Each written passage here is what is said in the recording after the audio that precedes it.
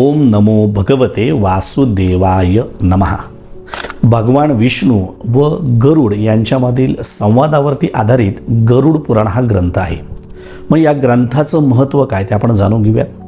आपल्या जीवन जगताना आपण सर्वजण मनापासून जगत असतो, विविध कर्म करतो, ज्यामध्ये पाप पुण्य, अनेक प्रकारच्या ईर्ष्या व कुटुंबाच्या हेतूने अनेक विविध प्रकारचे कामं करतो.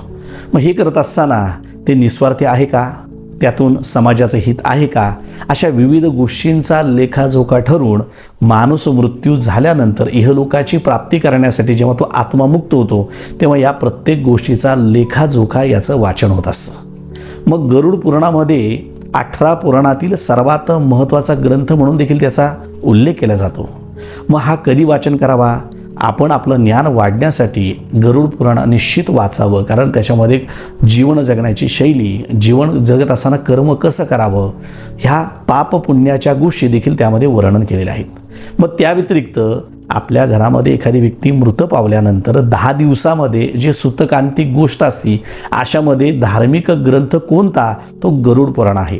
मग तो ग्रंथ जर आपण 10 दिवसामध्ये वाचन केला तर जी व्यक्ती मृत पावली त्या व्यक्तीच्या आत्म्याला जो त्रास झाला आहे तो कमी होऊन त्याला इहलोक, थोडक्यात भगवंत कृपा वैकुंठ वास प्राप्त व्हावा, यासाठी योग्य मार्गदर्शन करणारा ग्रंथ आहे. मग कर्म कसं करावं, पाप पुण्य हे करत असताना आपण जागृत किती राहावी, एखाद्याला सहकार्य केल्यामुळे काय योग्य मार्गदर्शन करते, याचं वर्णन या ग्रंथामध्ये आहे. मग आपली भावी जीवन जगत असताना जर योग्य मार्गदर्शन करण्यासाठी काय वाचन करावे तर गरुड पुराण हा ग्रंथ निश्चित वाचन करावा.